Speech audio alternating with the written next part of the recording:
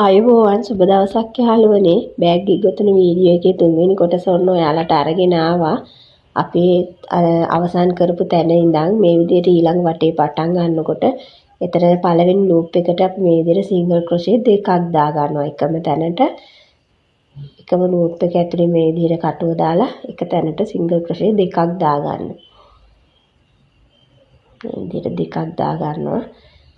ඊට පස්සේ ඊළඟ ලූප් දෙක අතරින් කටුව දාලා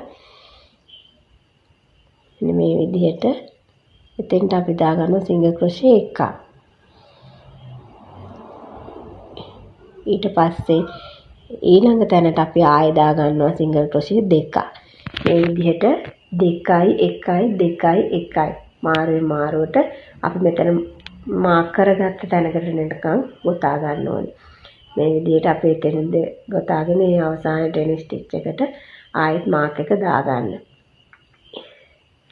මෙතන වීඩියෝ එකේ පොඩි කොටසක් අයින් වෙලා තියෙනවා.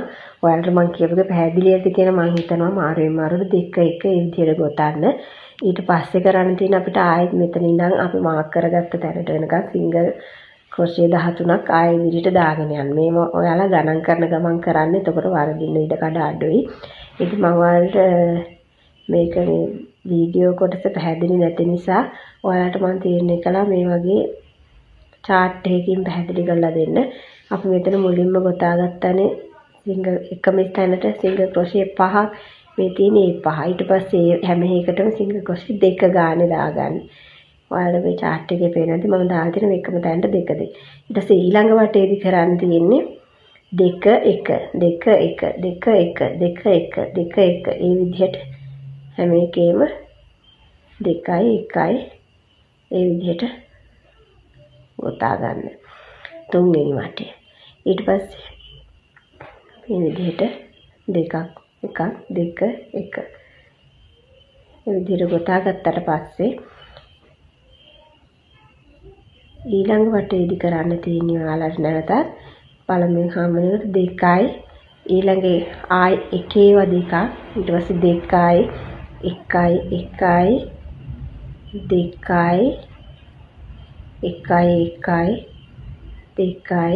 1යි 1යි 2යි 1යි 1යි මේ විදිහට ගොතා ගන්න. මේ විදිහට පේලි හතරම ගොතා ගන්න.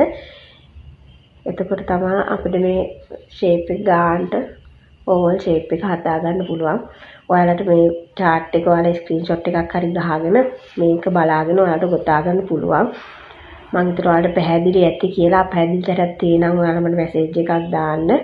මම ඔයාලට ඒක ආයෙ පැහැදිලි කරන්නම්. මේ විදිහට මේ chart එක බලාගත්තාම ගොතා ගන්න පුළුවන්.